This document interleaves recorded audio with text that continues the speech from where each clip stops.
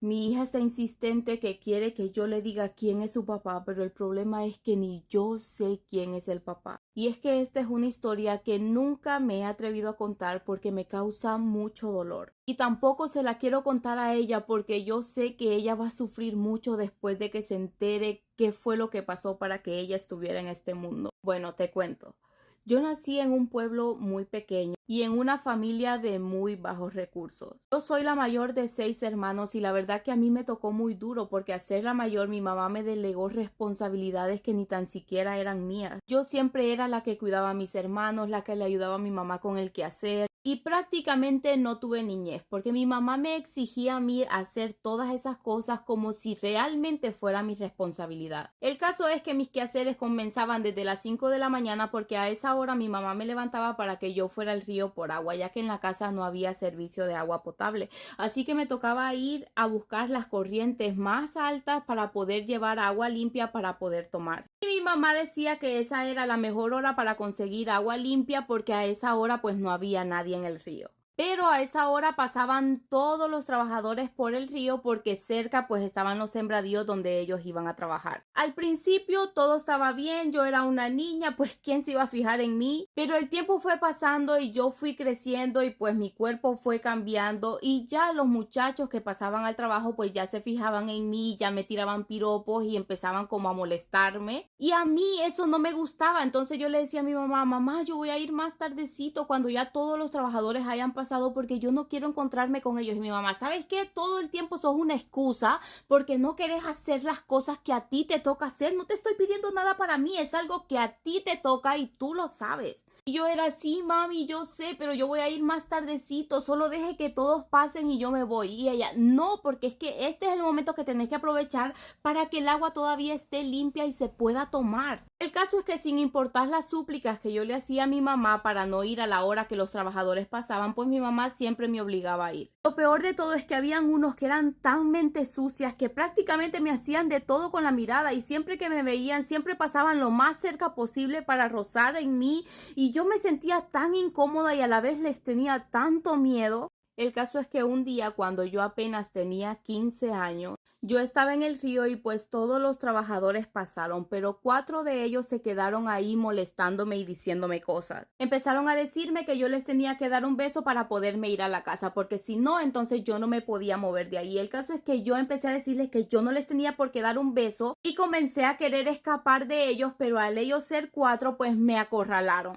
Ese día fue el peor día de mi vida. Yo comencé a llorar y a suplicarles que por favor me dejaran ir, que yo no estaba haciendo nada malo, que yo solo venía por agua. Pero ellos en ese momento no entendían razones porque ellos simplemente querían saciar su necesidad y más nada. Así que entre los 4 me tomaron a la fuerza. Y después de eso empezaron a decirme que para que yo no dijera nada, pues entonces que me iban a quitar la vida. Yo comencé a llorar y a suplicarles que por favor no me hicieran nada más, que por favor que yo no iba a decir nada. Y no sé si fue que les di lástima de verme cómo yo lloraba y suplicaba por mi vida, pero el caso es que me dejaron ir. Yo ese día llegué a mi casa aterrada, el cuerpo me temblaba y no podía parar de llorar. Mi mamá empieza a regañarme que si dónde estaba el agua, que si dónde estaba el agua. Y yo ni tan siquiera sabía dónde estaba el agua. Yo estaba más confundida que nunca. Y yo no paraba de llorar. Y entonces mi mamá empieza a preguntarme que si qué era lo que había pasado, que si yo me había golpeado o qué era lo que estaba pasando, que si por qué estaba así desesperada.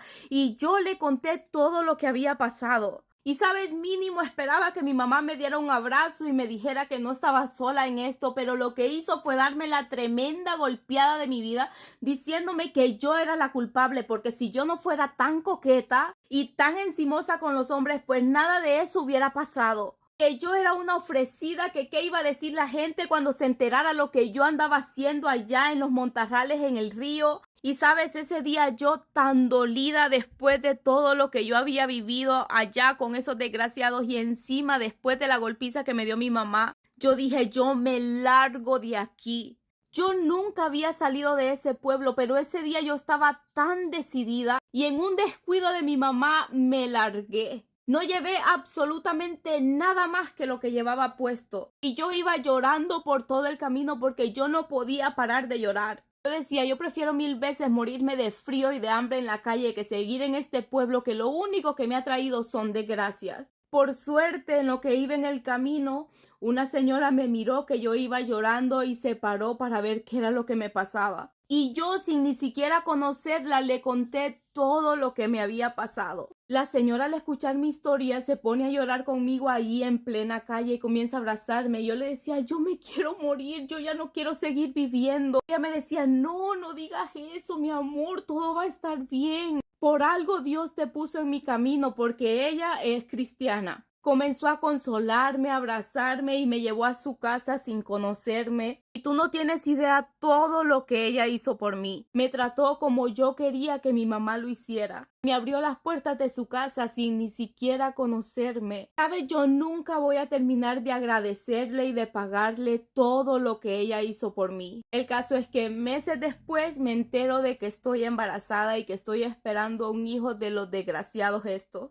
Cuando yo me entero, yo me quería volver loca. Yo empiezo a decirle a ella, ¿sabe qué? Yo quiero que este niño desaparezca de aquí porque yo no lo voy a tener. Yo no voy a tener un hijo de estos malnacidos desgraciados que me arruinaron la vida. Ella empezó a decirme, no, ¿cómo le vas a quitar la vida? Este es un ser inocente, no tiene la culpa de nada de lo que a ti te pasó. Yo le decía, es que yo no lo voy a querer, yo no lo puedo querer. Ella me decía, lo vas a aprender a amar, ya verás que sí, un hijo le cambia la vida a uno. El caso es que de tantas cosas bonitas que ella me dijo, me convenció de que tuviera este niño. Pero pasé todo mi embarazo sufriendo, con miedo, llorando, con una depresión que yo ya no podía ni con mi vida. El caso es que la señora tenía 2 hijas aquí en Estados Unidos y ella les contó toda mi historia. Las hijas empezaron a decirle que me mandara para aquí, que porque aquí habían muchas ayudas, para que yo pudiera salir de la depresión en la que estaba. Y la señora, con todo el amor del mundo y haciendo tantos esfuerzos, me mandó aquí. Y sabes, aquí nació mi hija y cuando mi hija nació yo no la podía ni ver.